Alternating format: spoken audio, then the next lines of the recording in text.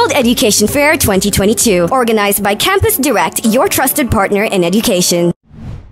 The shortage of dollars in the country has resulted in several issues in Sri Lanka.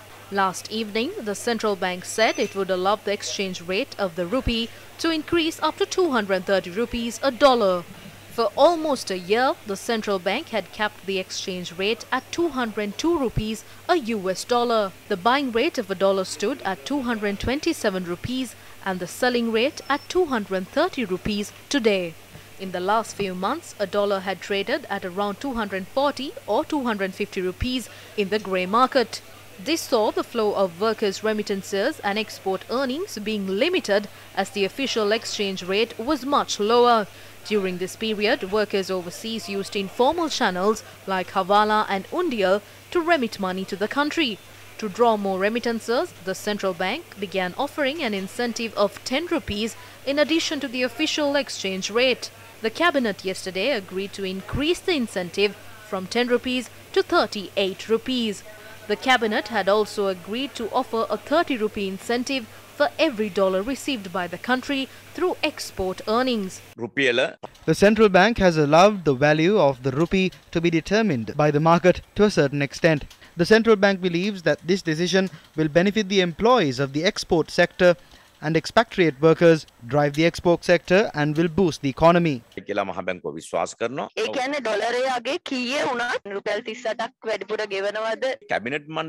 The central bank had not made this decision when the cabinet decided on it. The central bank governor will provide a technical explanation to this tomorrow. The Department of Government Information says President Gotabaya Rajapaksa has instructed for the Economic Council to meet on a weekly basis.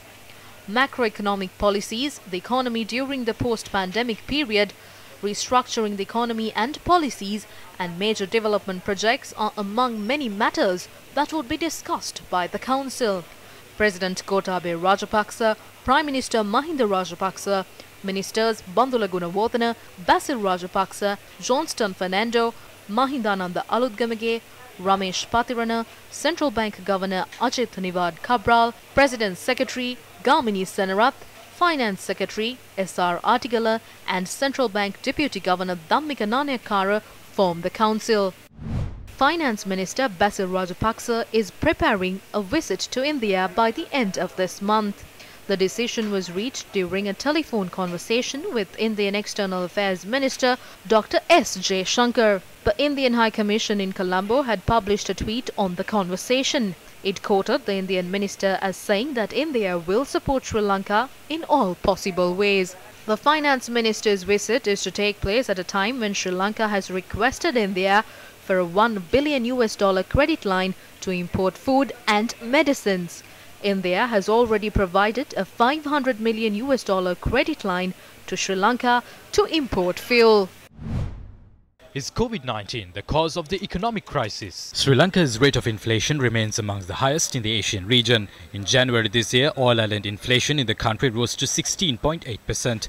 During the same month, India reported an inflation rate of 6.01%, Bangladesh 5.86%, Malaysia 2.3%, Vietnam 1.9%, Philippines 3%, Thailand 3.23% and Indonesia 2.18%. A similar trend was observed in Sri Lanka's foreign reserves position that stood at $2.4 billion by the end of January this year. During the period, Bangladesh reported foreign reserves of $41.7 billion, Indonesia $141 billion and Malaysia $116 billion.